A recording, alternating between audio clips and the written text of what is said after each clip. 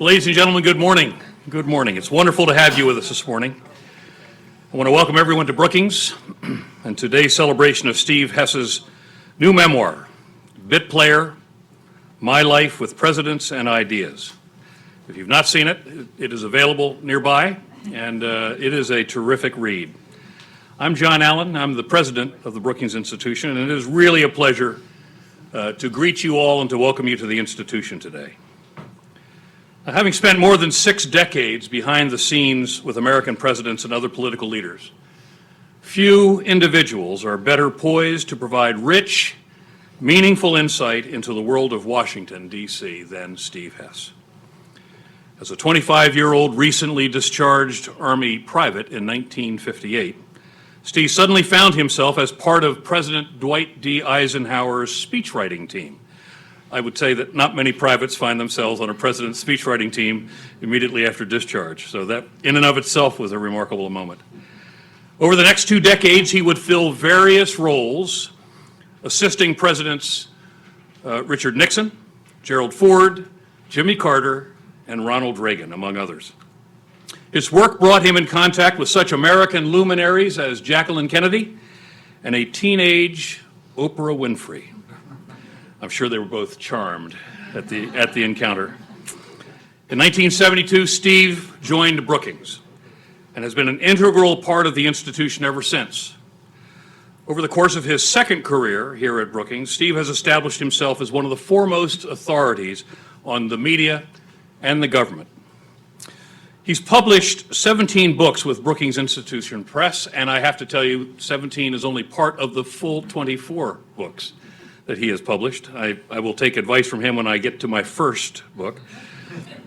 And he has so many stories, really classic stories, that the Brookings Cafeteria podcast once featured a long-running series of, quote, Steve Hess stories, unquote. Today, Steve is a senior fellow emeritus, and he remains a regular fixture around these halls, an essential fixture, actually. But I do have to tell you, Steve, and ladies and gentlemen, I do take serious issue with Steve's book title. Given all he's done at the White House and for our presidents, he's been anything but a bit player on the world stage, and he has made Brookings immeasurably better for his presence among us. For this event, we're joined today by Washington Bureau Chief of USA Today, Susan Page. Susan has covered 6 White House administrations and has won every journalism award for coverage of the White House. And I also understand, Susan, that your soon-to-be-published biography of Barbara Bush, entitled The Matriarch, Barbara Bush and the Making of an American Dynasty, will be coming out in April. Congratulations on that, and I'm certainly looking forward to reading it. And Susan, let me also say, as a member of the American media and the precious Fourth Estate, let me tell you how important you are to America today. So permit me to thank you for your service in these perilous times for our journalists and for the American media, and to tell you how welcome you are at Brookings today. So next, let's have our discussion this morning with Susan Page and Steve Hess. Thank you very much for coming today, ladies and gentlemen.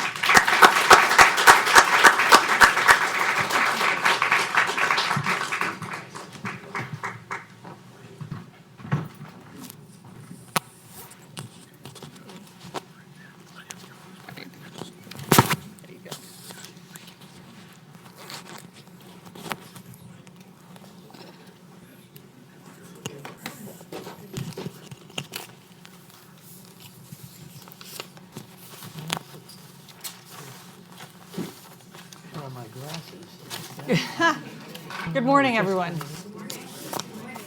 Thank you all so much for being here. John Allen was too modest to mention this. This is a big day for him. It's the 1-year anniversary of him taking over the Brookings Institution. Happy anniversary, sir. Thank you.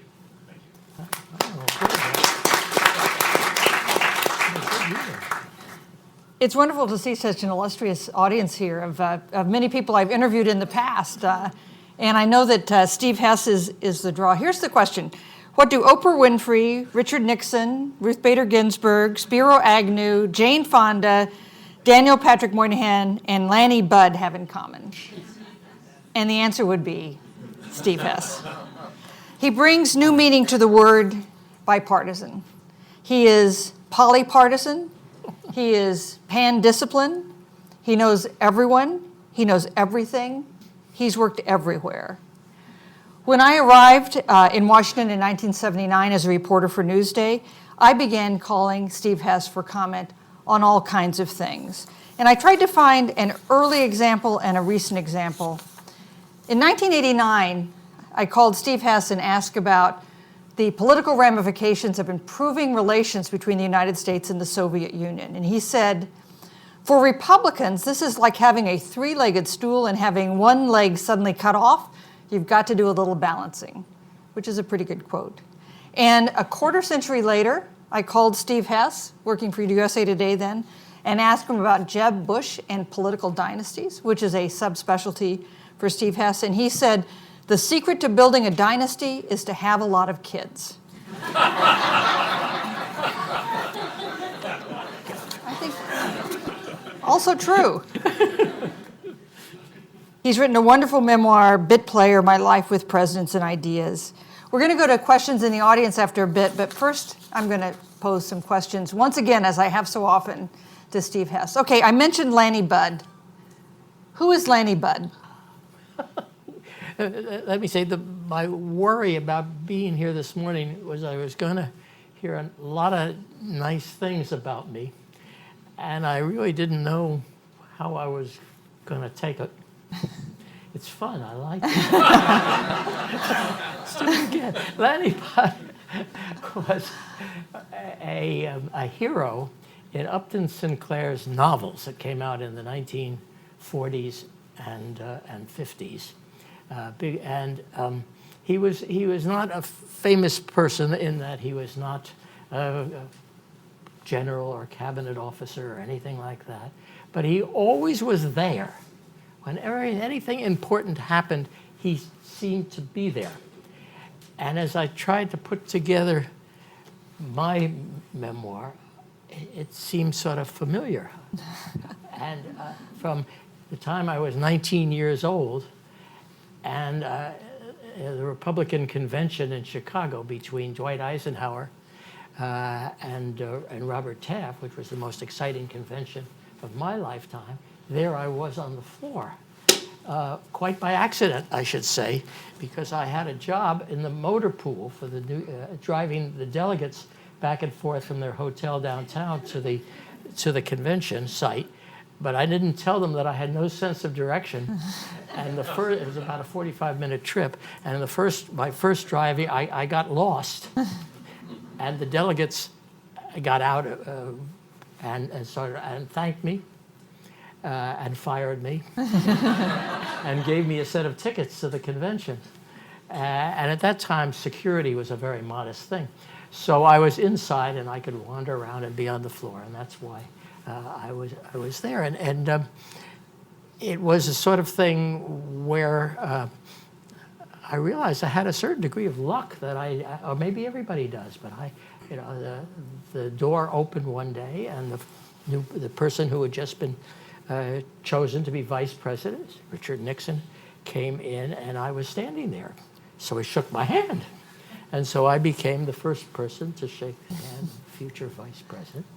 Story I never told them again when I was a speechwriter. So there I was. I was always seen to be there in odd things. And another example would have been in 1960.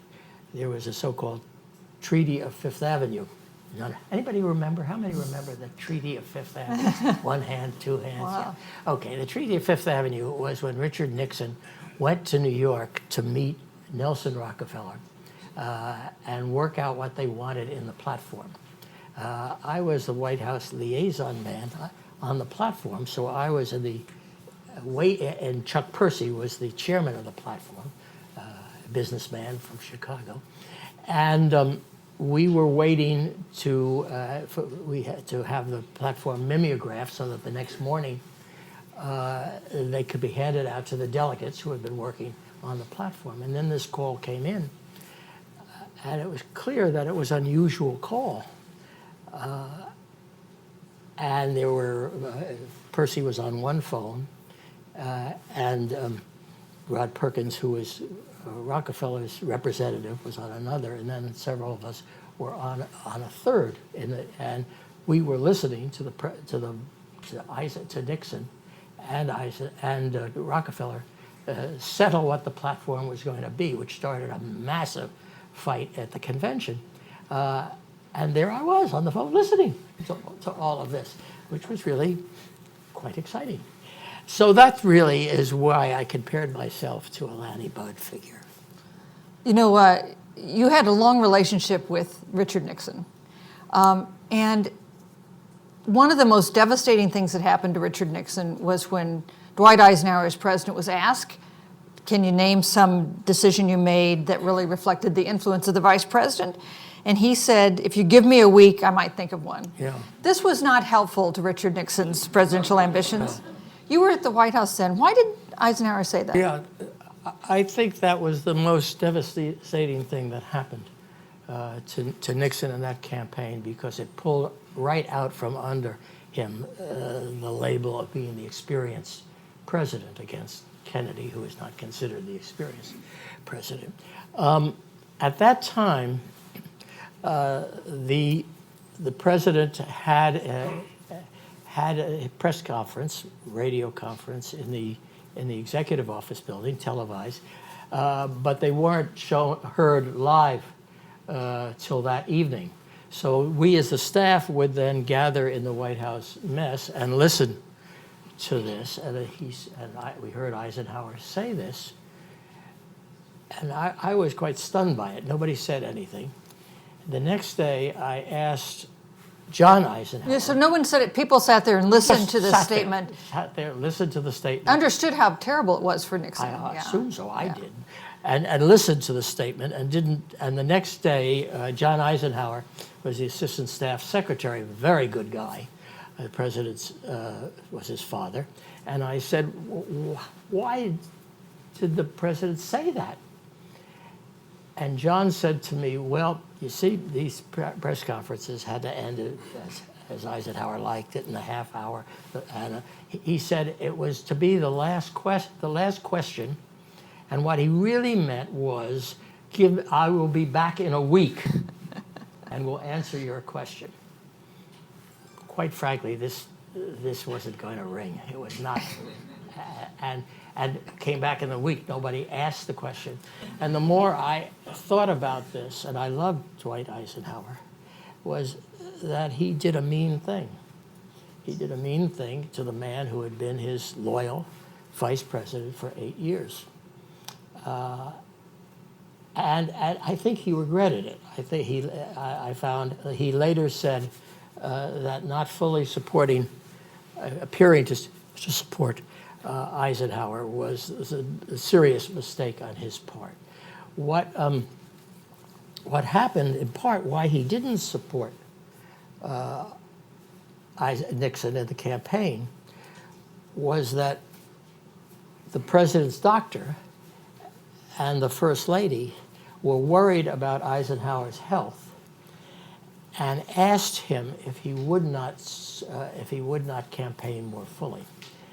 This was very, very bothersome to the president, who really wanted to campaign, and as a speechwriter, particularly the speechwriter who did the political speeches, we were geared up to go, and suddenly we didn't know why this happened.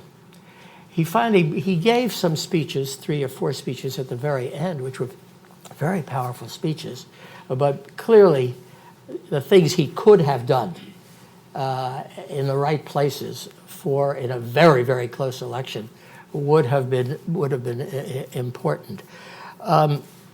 So these are the things you're around when you're there. We wrote about this. Earl Mazo and I wrote a biography of Nixon, and we then wrote about this. This came out in 67, 68, 8 years later, when Nixon was running again.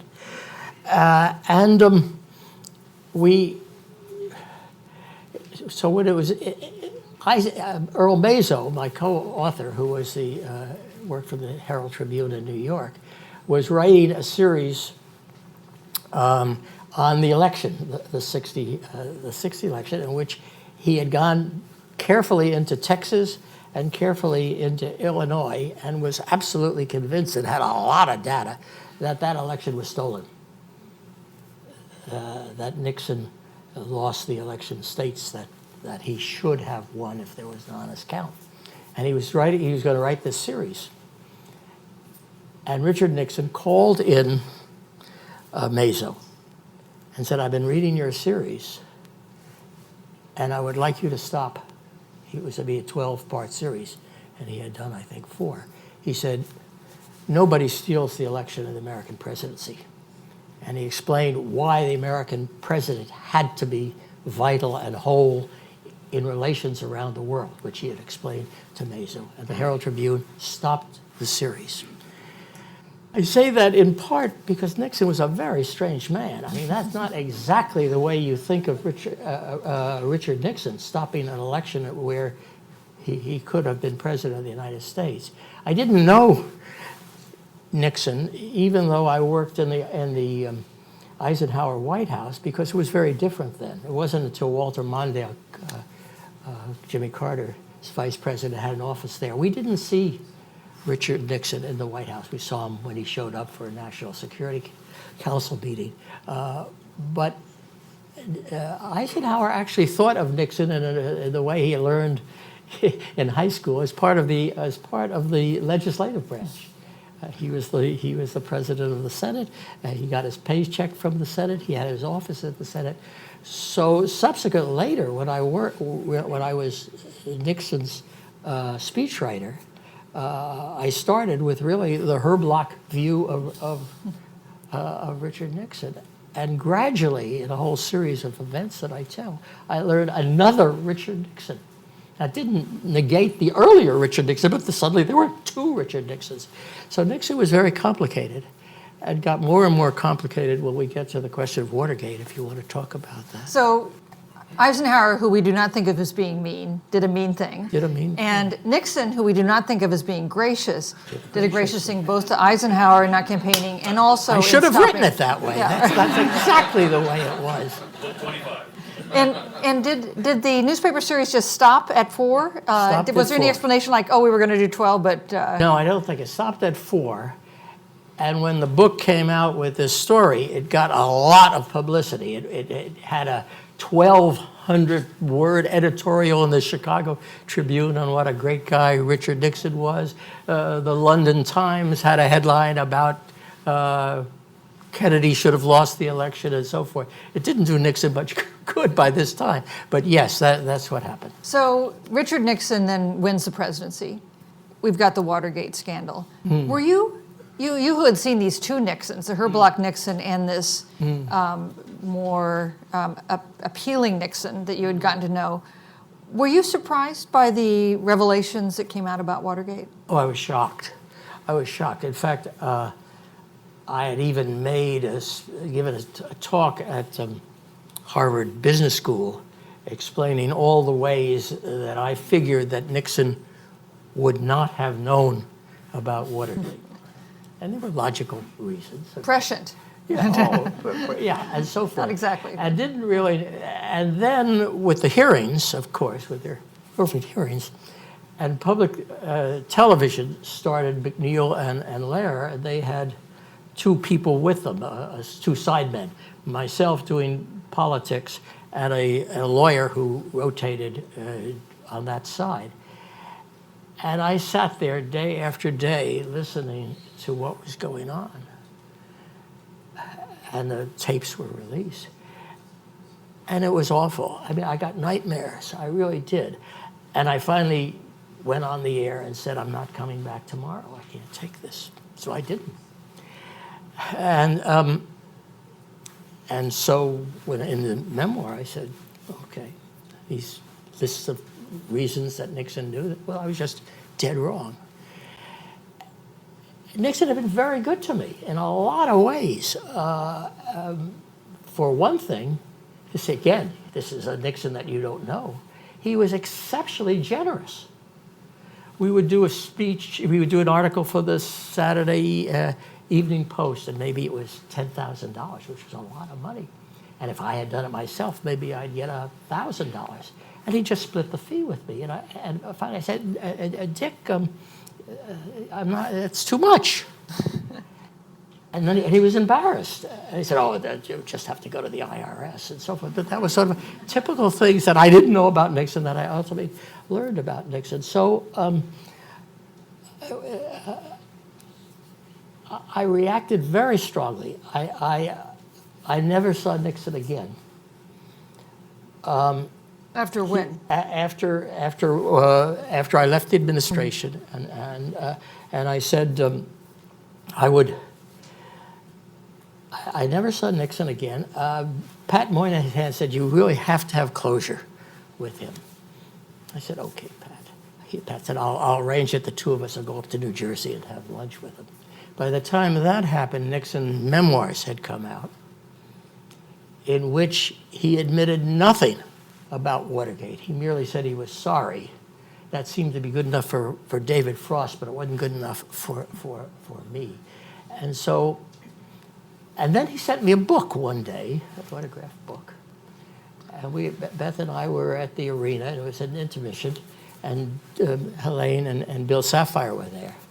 And I said to them, you know, RN sent me a book today. What does it mean? And Elaine said, it means he's forgiven you. So I didn't even go to his funeral. Instead, I did the analysis on C-SPAN. I regret this. I do regret this. I'm still not sure I did the right thing. He deserved a type of closure that I didn't give him. He had done many nice things for me, and some that weren't so nice. So let's talk briefly about a giant you worked with in the White House, Daniel Patrick Moynihan, and another figure, maybe less giant dimensions, Spiro Agnew. Talk about working for Spiro Agnew. All right, in '68 campaign, I had nothing to do with it by the time we had the convention in Miami. I was actually there promoting the biography, the Hess biography. And so I was sort of sad not to be involved in the campaign. I'd always been involved in the campaign. And then suddenly I did get a call from Haldeman saying, the boss wants you on the plane with Agnew. By this time, Agnew had said some awful things, some really dumb things. And so I did one thing that I don't do usually. I knew the Wall Street Journal had reporters in Towson, and I knew them. And I call, and Maryland can be a dicey state, and I called them to make sure that I wasn't boarding a plane with a crook. And they assured me that they had nothing on him. And so I got on the plane. We traveled 60,000 miles. And typically of this was, he had a speech, I don't know who had written for him when I got there, which was about population dispersal. We have a lot of people, but they weren't spread out in the right places. It's a nice idea.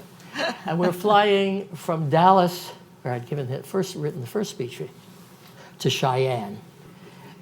So I walked up in the plane, and I had to sit next to him, and you look out the window at night, and there's one light there and another light there. And I said, Governor, I don't think this is the best place for the population dispersal. So we got into the auditorium, the high school auditorium, and it's just the way it's supposed to be, with the drum majors and the band and the colors and so forth. And he gives the population dispersal speech. I don't know whether they gasped. I said, in my own mind, maybe they did. And I said, oh my God, what have I joined? So we went back to the hotel, and his aide came and said, the governor wants to see you. So I went into his room, and he's sitting in a chair like this, and there are papers all over the floor like that. And he looks up and he said, Steve, I picked up the wrong speech. Oh my God. I'm very sorry for him, but that's not his job to pick up the wrong speech. And after that, I wrote a speech for him every day. He didn't use it, but it went out in his name. He couldn't fire me. I wasn't going to quit. And, well, that was the end of the Spiro Agnew. I never did say anything bad that I deliberately said about anybody, but I did say something once that a reporter overheard me say when he was being introduced by somebody who said, "This man has something." And I said, "God, I hope it's not catchy." And somebody picked it up and it was in the paper, and then I had to embarrass him. You were surprised by the revelations about wrongdoing by Richard Nixon. Were you surprised by the revelations of wrongdoing by Spiro Agnew? Yeah. That whole thing came out much later when he was being squeezed in his own state by developers who had then told that they had been paying him Cash and envelopes. cash. Yeah, I don't think any of us knew anything about that. So, happier topic, Daniel Patrick Moynihan, such a figure, and an odd figure, too, in the Nixon White House, was he not? Yeah, Pat was wonderful. He was a dear friend, and in fact, I wrote a previous book about Pat in the White House, the president and the professor, and I think the first line is something like, "I was the only person, perhaps in the world, who was a friend of Richard Nixon and Daniel Patrick Moynihan before they knew each other." And his being chosen for that job was a total surprise for me. It tells the story in the book, or certainly in the Nixon book, in which Pat called and said the president-elect, who was at the hotel in New York where they had their headquarters on Fifth Avenue, has called me down to see him. And would you come up and meet me right after I've seen him? And Pat came into the dining room. He was just elated. The man had offered him the job that he always wanted.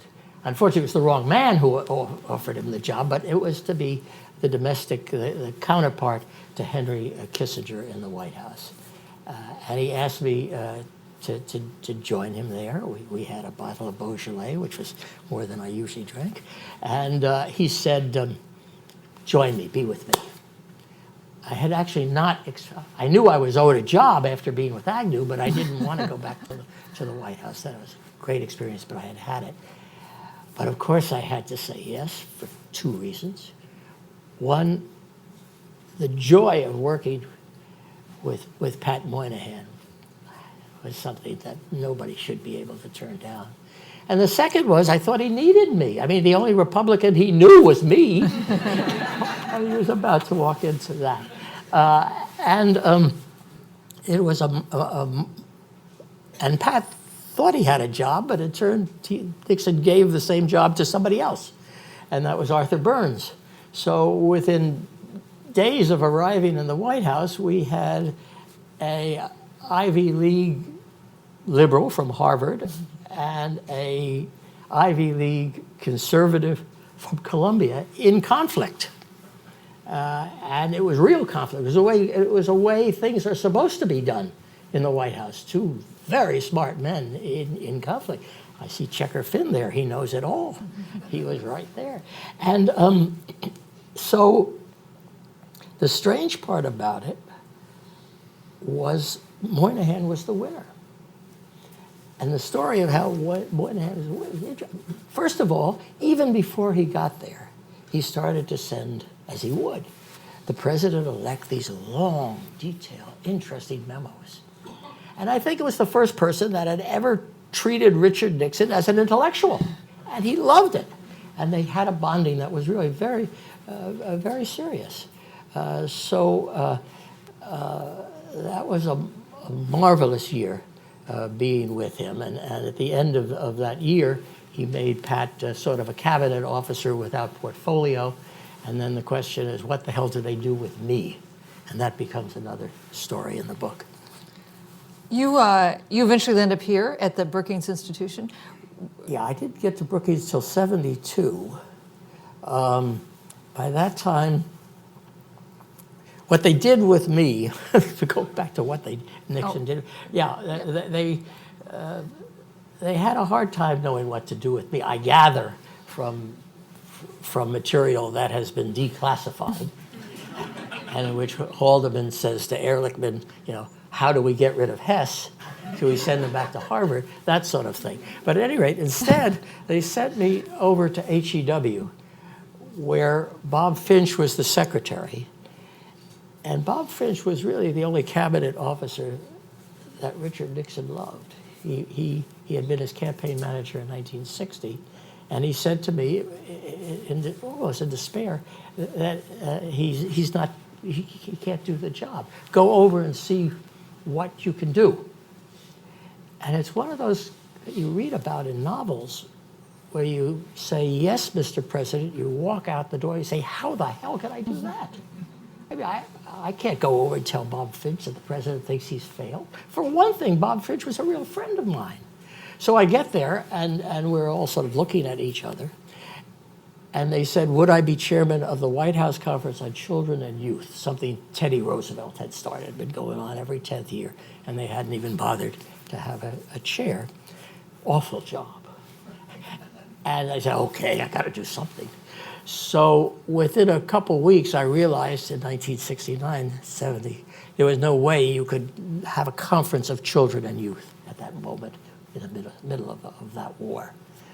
So I went back to the president and I said, Mr. President, we have to divide it. We have to have a conference of children, have to have a conference on youth. Otherwise, the youth part is going to overwhelm the important things that have to be done with children. He said, okay. So this awful job that was going to take 1 year is now going to take 2 years.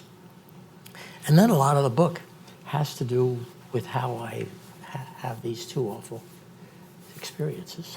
And yet, this is where Oprah Winfrey comes into your... Oh, Oprah Winfrey. Okay. The children's conference, I found out in Kitty Kelly's book of Oprah that she had been a delegate, 17-year-old delegate at the youth conference from Tennessee. And I didn't know it. Oh, I wish I had known it. And I wrote her a letter. I didn't know where to write it, just to her TV show. I never heard from her. So it says in the book, if anybody knows how I can get together, I really was curious to see how this might have affected her, because the youth conference was held at Estes Park, Colorado, and was quite a Donnybrook. And what made it even more complicated, after my staff had worked a place to hold it, and we had all the weather reports and so forth, right at the divide, the Rockies divide, and we got there, and we wake up, we're in a snowstorm, we were in a blizzard, and these poor delegates from Guam and so forth, it was awful. I had such a good staff. They ran out and bought every Glad bag they could find to put on people's feet. And finally, the Army came in and gave them jackets and whatnot. So it was always complicated. Life was complicated. You know, Oprah has a book club. You might think about trying to... She is part of that, so... yeah. So before we go to the audience, let's talk a little about current events. Okay. You wrote an op-ed for USA Today in 2016, and the headline on it was, Trump has no idea how to be president. Is that still true? Oh, boy. Yeah. That was when he was running for the nomination. And there was sort of a second line. He has no idea, but he had no interest. It wasn't as if he then pursued all the things that people do when they want to be president. He didn't. He had no interest in it. So then then he got the election. It shows how much influence I had. And then I did another column, and this one was geared for Republicans. It was, okay, fellow party members, this guy's not a Republican. He doesn't stand for the things we stand for. Still, he gets elected. And January 20th, I had always been invited by some TV channel to be to comment on the inaugural address. And it was my favorite speech. I love it. It means when the person stops talking campaign talk and starts trying to talk to be president. And I'm sitting there, and I am shocked. It sounds like my life is just a series of shocks. I'm shocked. It's a shout out. It's America first, America first. Remember that?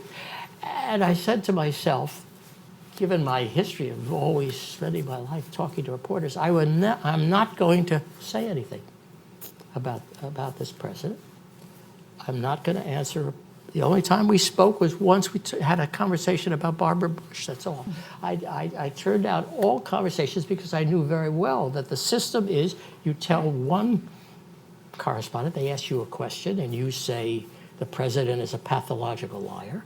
And then the next one picks it up, and the next one, and before you know it, you're consumed by Donald Trump. So I didn't do that.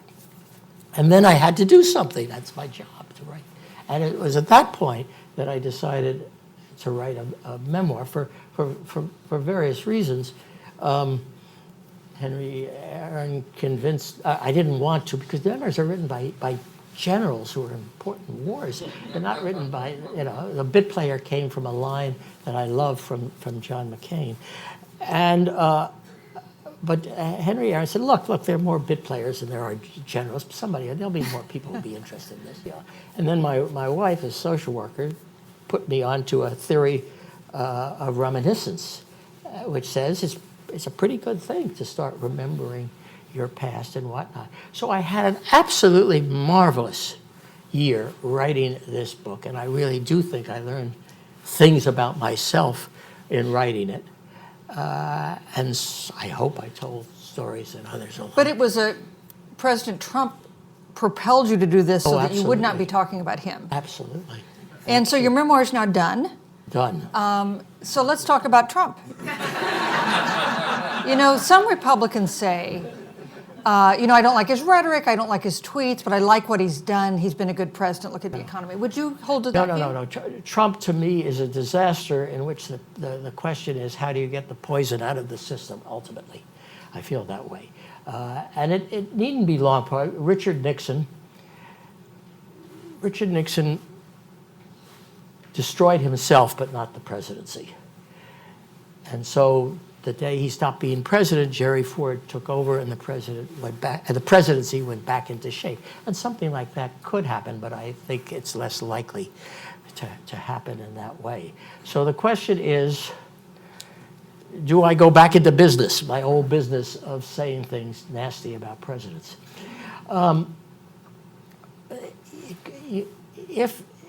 If you go back to a book I wrote called Organizing the Presidency, and one of my co-authors is there, it starts with a chapter which is a composite presidency, in which, again, I'm very lucky to be able to write this because I had been on the White House staff for the first 2 years of one president and the last 2 years of another. And the first thing you realize is first years don't look like last year's. So my composite presidency is the presidency as it appears to the president in year 1, year 2, year 3, year 4. So let's take this as we move into year 3. Year 3 is a rough year for presidents. Usually, not always, but usually they have just lost a midterm election. They have problems with their own employees. Katie Dunn-Tempest is here, and she has traced this over time, and boy, is he having problems with his employees. And you have a situation in which cliques and factions are happening within his own workers. So all of these things are happening, and there are other things happening. And now I've become not an analyst, but a half-baked psychologist. This is a man who is not going to be very happy losing anything, and he's going to he's going to lose a lot. We have the Mueller report coming out. We have the House who are going to go into his taxes, and he saves. The only thing he seems to save more than his taxes, or maybe his family. I mean, they are significant. All of these things are coming along. And I think we already see him becoming more and more outrageous. what will this outrage mean? And I think he's, at some point he goes over the edge, and there's reason to do something that is legitimately impeachable. Remember, I was around when, I don't know if there's any Barry Goldwater who's going to go to this president and say, you don't have the votes in the Senate. But I think with the right bet, I will bet that he doesn't last 4 years. Now, of course, I'm knocking wood and saying silly things, but that's about where I come out at this point. Something is going to happen, and somebody is going to be able to stop him at some point, as fortunately I think the military has up to this point. And that's how I would read the future if you're willing to just speculate. You think that he will either be impeached or resign before the 2020 election? I do. I don't think he can take the brutal beating he's going to get with the way he has responded to everything. And I think it's either going to force him to do something even more ridiculous than he's already done, or just pass it off. I mean, go out elsewhere. Do you still consider yourself a Republican? Yes, I do. And I hope maybe some of what I've said will make a difference. But again, where am I going? I don't think there's no reason I should become a Democrat. I've got my own problems with the Democrats. Independents stand for nothing. So I feel, if anything, I'm sort of stuck there. I'm sort of, in political terms, I'm really sort of stuck there. So it's usually called, for example, I mean, I've voted for a lot of Democrats over time. I fell in love with Obama's first memoir. I don't fall in love with books or even or politicians, but I love that book. And I wanted him to be president. And I can remember in the primary in the District of Columbia wanting to cast a vote for Barack Obama. But the Republican ballot didn't have a place for a write-in vote. The Democratic ballot did, but the Republican ballot. And I wouldn't leave the polling place until they allowed me to write in his name, which was quite a standoff. And finally, a nice woman who ran it, grabbed it and threw it in the can and said, yeah, we'll count it, don't worry about it. So I guess I don't know how, I don't really have to. I'm 85 years old. I mean, I don't really have to be at the forefront of every issue that comes along. But this is when I would like to be there. Because I so deeply respect the presidency, not necessarily the people who are president. And I guess it's now time for me to get some oars and go into the water again. Let me turn this over to this very distinguished audience for your questions. George Condon, or maybe wait for the microphone and please identify yourself. Thanks. George Condon with the National Journal. Susan and I can fight about which one of us has quoted you more often, but I think I hold the record on State of the Union since we've talked about before every State of the Union since 1983. And you've always had something fresh or new to say about it, amazingly. But you have written, you were the first one to really study Washington correspondence in the 70s, and then revisited the book later. Since today CNN filed suit against the White House and the Secret Service and so on, two questions. What do you make of that development? And secondly, can you imagine Dwight Eisenhower stripping credentials away from a reporter? You know, Eisenhower's best moments were not in press conferences, frankly, but he had to do it. He was always there. And we prepared him for it. He went in there and had them, and it was very important to him, even though he knew this was not his finest hour. Nixon hated the press too, but he understood the press and understood, if anything, how to take advantage of them. I mean, he knew he could get a better press if he gave it in Toledo while he was on the road than in Washington, that sort of thing. Neither one would have ever handled the press the way this person did. I mean, if you listen to that last press conference, and by the way, I thought there were some reporters who were pretty damn rude. I'm not forgiving the CNN guy, who I thought was quite obnoxious. But the way he talked to the press was so outrageous that, and then beyond that, goes ahead and removes a legitimate reporter's press credentials, and then sends out a release that's phony, that shows him ripping the microphone away from a young woman, an intern, which he didn't do. I think the suit is viable, and I will be very interested to see if it goes to the Supreme Court, whether we get a 6-4. Oh, I don't know. I don't know what the Supreme Court would do with it, but I'm for that suit. I think the press has to stand up to this.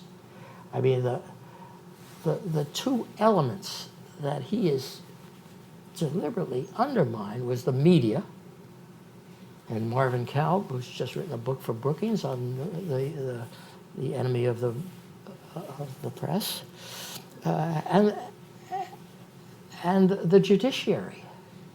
We will see if he tries the same thing now that he doesn't control the Congress. But these are vicious things. These are things I've never seen a president do before. There are lots of presidents I've disagreed with, but I've never seen them undermine the Constitution of the United States. Richard Nixon could have destroyed those tapes. He stood by the Supreme Court and went down with it. Do you think if it went to the Supreme Court that Trump wouldn't burn his tax records? Well, no, but seriously, yeah. My answer to your question is, let's take this to court. Yes, sir. Thanks very much, and particularly to Steve, I would say, I'm Gary Mitchell, I write the Mitchell Report, and I want to say that I love this book. I think it is not just a memoir, I think it is also a wonderful travelogue through about a dozen presidencies, and it's really wonderful. And somehow, even though it's a memoir, Steve has this way of sort of keeping himself in the background, yet he's there. Anyway, when John Allen said this morning, was describing the fact that Steve has probably known more people in the press and politics and policy than anyone, I was thinking about one of the things that I love to do on Sunday morning is read the New York Times Book Review, and the last question that is asked of the author of the week is, you're giving a dinner party, and you're allowed to invite, let's say, 3 people or 4 people.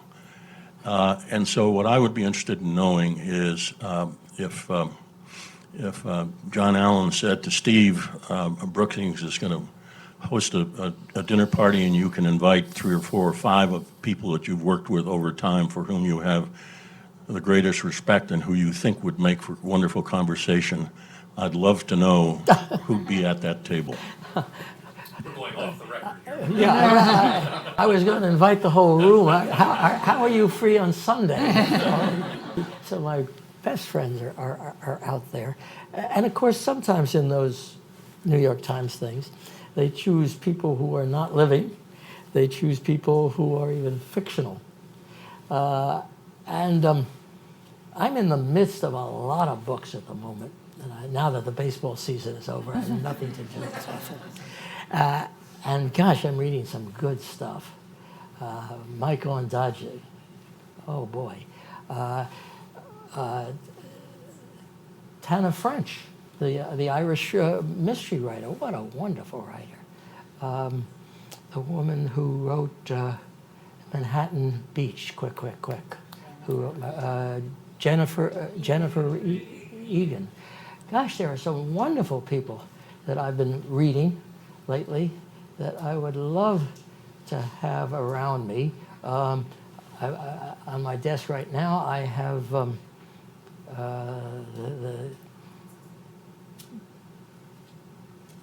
the historian, Ellis, Joseph Ellis. Gosh, he's got a wonderful new book, Joseph Ellis.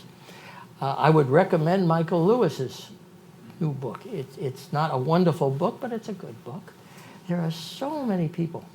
But you get the idea. Writers, to me, are special. And did I give you enough? It's a big dinner party. Let's go back a ways. Yes, sir.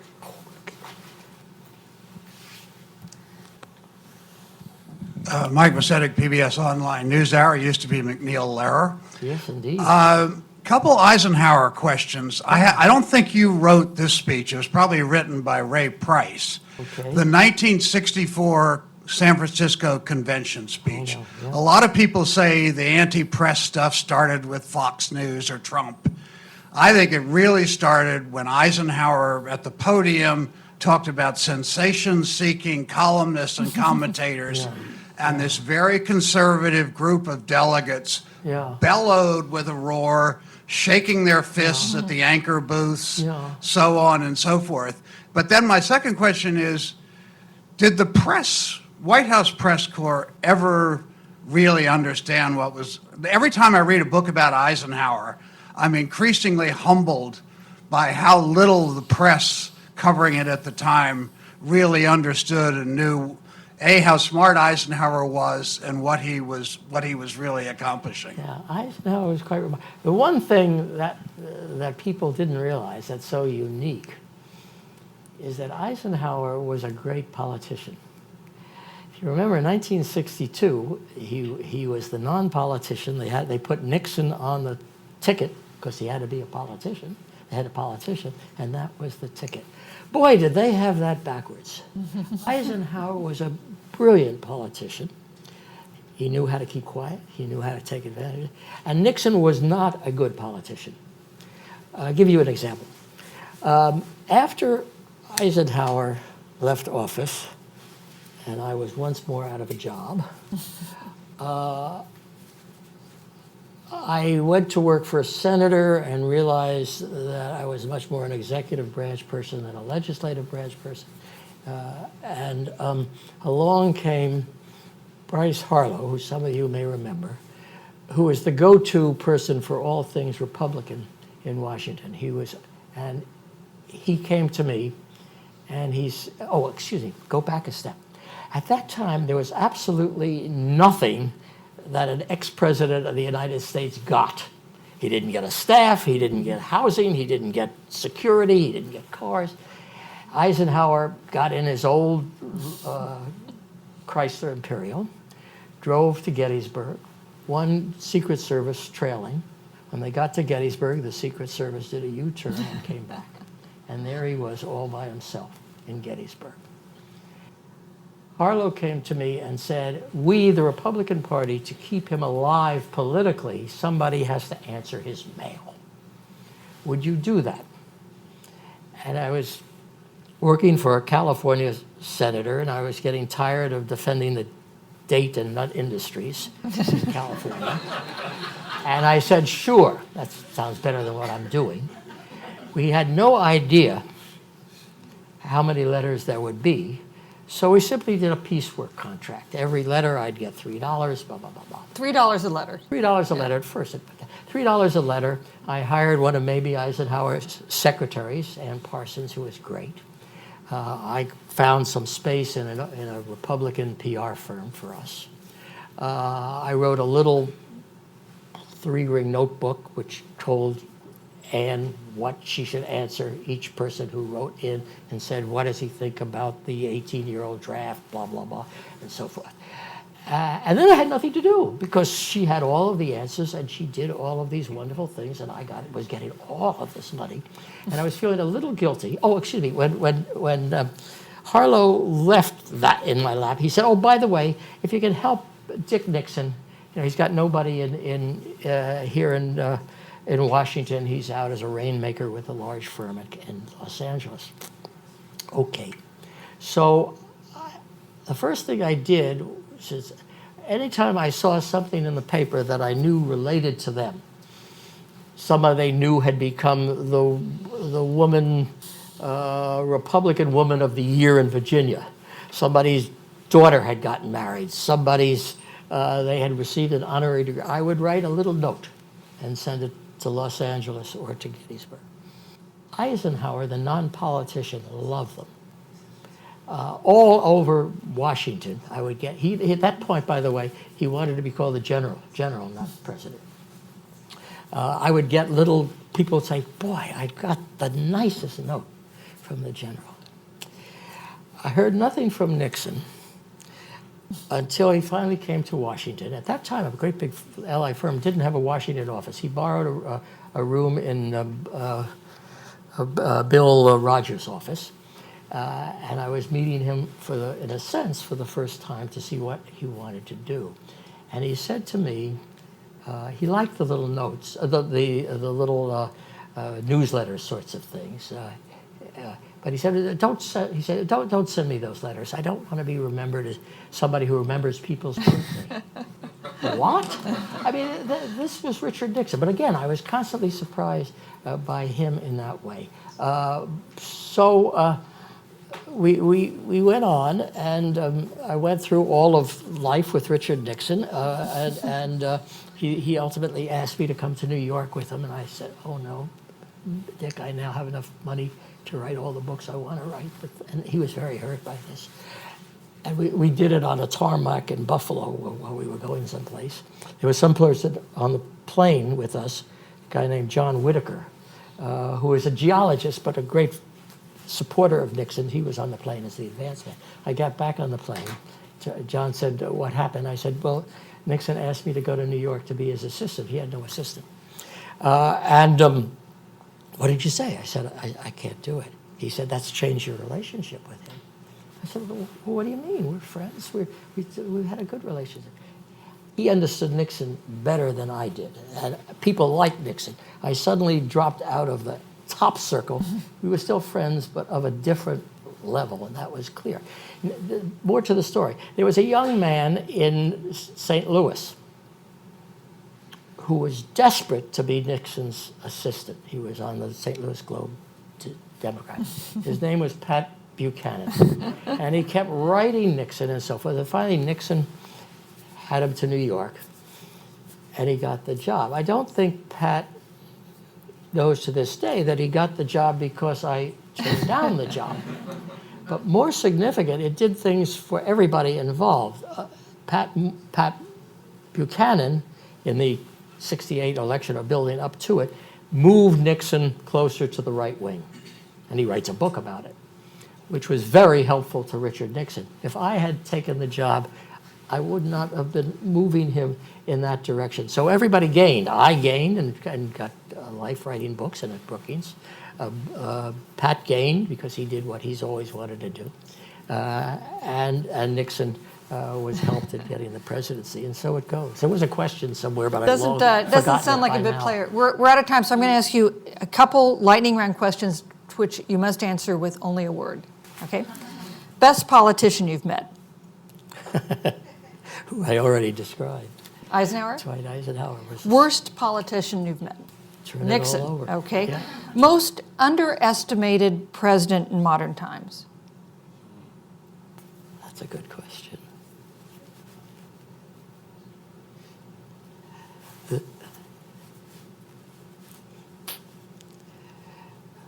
Doesn't have to be the greatest president, but the one who doesn't get the credit that he is due. Well, Harry Truman was very special, and he sure wasn't loved in his own time.